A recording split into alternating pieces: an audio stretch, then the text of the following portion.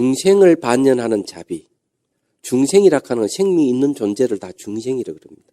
또 정이 있다 해서 유정이라 합니다. 그래서 사람이든 동물이든 누구든지 어렵고 힘든 사람을 도와주면은 바로 자비를 실천하는 겁니다. 근데 여기는 불교만이 아니라 타 종교이든 누구에게나 다 할 수 있는 겁니다. 중생연 자비라 하는 것은. 중생을 반연해서 자비심을 펴는 거는. 어떻게 보면 타 종교인들은 훨씬 그런 거 잘해요. 우리 불자들은 반성해야 됩니다. 그런 면에서. 근데 조금 수준을 더 높여서 봐야 돼요. 사람을 사람으로 대하고 동물로 동물로서 대하게 되는 것은 어떤 문제가 있느냐. 자비심을 편다 하더라도 거기에는 감정이 있기 때문에 호불호가 갈립니다. 좋아하고 싫어하는 마음이 생겨요. 그런데 이런 감정에서 벗어나려면은 어떻게 봐요? 모든 존재는 상호 의존하고 있다. 생명이라 하는 나의 생명은 다른 내 생명에서 존재한다. 이 생각을 가져야 됩니다. 이걸 갖다가 법련자비라고 그럽니다. 그 사람이 아무리 천하의 악인이고 나쁜 놈이라 하더라도 그것이 아주 무서운 맹수라 하더라도 어떻게 보느냐?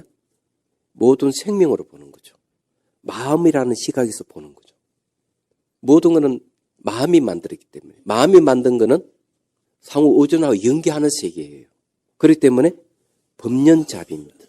그러면은 동물이든 사람은 평등하게 보기 때문에 연기법으로 보기 때문에 거기는 감정이 안 일어납니다.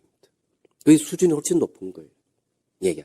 그렇지만 이렇게 보더라도 경계에 부딪히는 일이 생길 수가 있어요. 한 차원 더 높였어. 무연자비를 실천해야 됩니다. 이거는 고도의 수행이 필요한 것이죠. 무연이라 하는 건 대상이 없다. 내가 자비심을 실천하더라도 따로 실천할 자비 대상은 존재하지 않는다고 보는 거죠. 이렇게 실천을 하는 겁니다.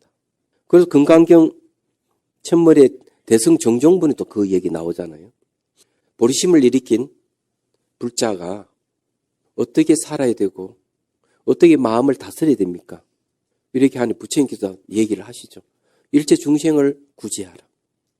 일체 중생을 구제하는 것이 보살의 삶이고 자기 마음을 다스리는 방법이다. 그런데 일체 중생의 구제도 구제했다는 생각을 갖지 말아라. 왜? 구제하는 자나 구제를 받는 자는 똑같이 평등하기 때문에. 그 이야기예요. 얘기하죠. 그러면 어때요? 평등하기 때문에 대상이 없는 거예요. 그러면 수행이라 하는 뭔가 하면은 늘 내 대상으로 있다고 생각하는 이 생각을 없애기 위해서 무연자비를 실천하는, 베풀고 이렇게 하면서 너 나가 평등하다는 걸 실천해 가는 게 무연자비 방법. 실천을 하자는 거죠. 이까지 안 가더라도 중생연자비부터 차츰차츰 실천해서 법연자비로, 중생연자비로 수준을 높여야 되겠죠. 이 부처님께서 말씀한 내용입니다. 이 깨달음의 내용을 실천하는 방법이에요. 깨달음이라는 것은 이해 수준으로 얘기할 수 있습니다. 이해 수준으로서 깨달음을 논하게 되면은 좀 곤란한 문제가 하나 있죠.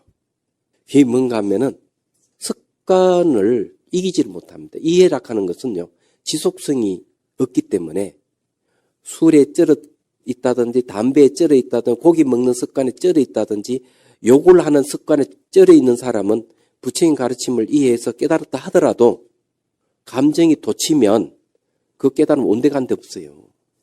그런 문제가 있기 때문에 뭐가 필요하냐? 실천 수행이 필요한 거죠.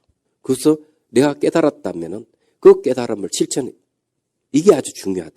그러면 그 깨달음이 이제 해오가 아니고 정오로서 완성되는 거죠. 정오하니까 또 분노라고 생각하면 안 됩니다. 글자는 똑같은 내용은 달라요. 해오는 이해로서 깨달음을 얘기했다면은 정오라고 하면 정명할 정자 깨달을 내 몸으로 체득해서 얻는 깨달음을 얘기합니다.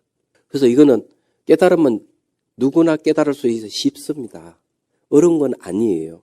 그래서 그걸 실천하면서 실천하다 보면 또 깨달음이 오면 자주 옵니다. 그래서 경전에는 깨달음을 논하면 57단계의 깨달음이 있고 줄이면 4단계의 깨달음이 있고 그렇습니다. 그래서 깨달음이라 하는 것도 내용이 뭐냐에 따라서 깨달음의 성격이 달라져요. 또 예를 들어 가지고 배가 아파가지고 막 그냥 화장실 찾다가 화장실 찾아서 아랫도로 내리고 변을 봤는데 빤스를 안 내렸다. 어떻게 됐어? 아이고, 내 빤스를 내리지 않았구나 하는 깨달음, 그 깨달음은 깨달음이지만은 그거는 깨달음 내용이 그걸 안 내렸다는 깨달음 내용이고, 그렇잖아요. 그럼 부처님께서 말씀한 깨달음 내용은 바로 연기법을 얘기하고 공성을 얘기하는 겁니다. 그러니 깨달음의 차원이 다른 것이죠. 그래서 이런 깨달음은 수시로 일어날 수 있고, 그래서 궁극적으로는 늘 깨있는 삶을 살아야 된다. 그래서 실천이 중요해요. 그래서 자기 자신부터 열심히 실천을. 그러다 보면 남에게도 영향을 주고, 또 이런 이야기는 이야기를 해야 돼요. 서로가 얘기를 하고. 이렇게 하다 보면은 좋습니다. 내 혼자만 알고 있는 게 아니고, 오늘 법문을 들었다면은 붙들고 이야기를 하십시오. 그러면은 자기 것이 됩니다. 이제 절에 올 때도요, 혼자 오지 마시고요. 이렇게 손잡고 같이 오십시오. 그래서 혼자 오는 게 아니고 둘이 오면 좋고 셋이 오면 좋은 거예요. 그래서 이 법문이 좋다 이러면은 같이 오도록 노력을 하십시오. 그게 여러분들이 실천하는 방법, 그것도 깨달음으로 인도하는 것이 사랑이라 그러잖아요. 그죠? 또 그런 사랑의 힘에 의해서 같이 오시는 분이 고뇌가 없어지면 그 연민이 되는 것이죠. 얼마나 좋아요. 간단한 방법입니다.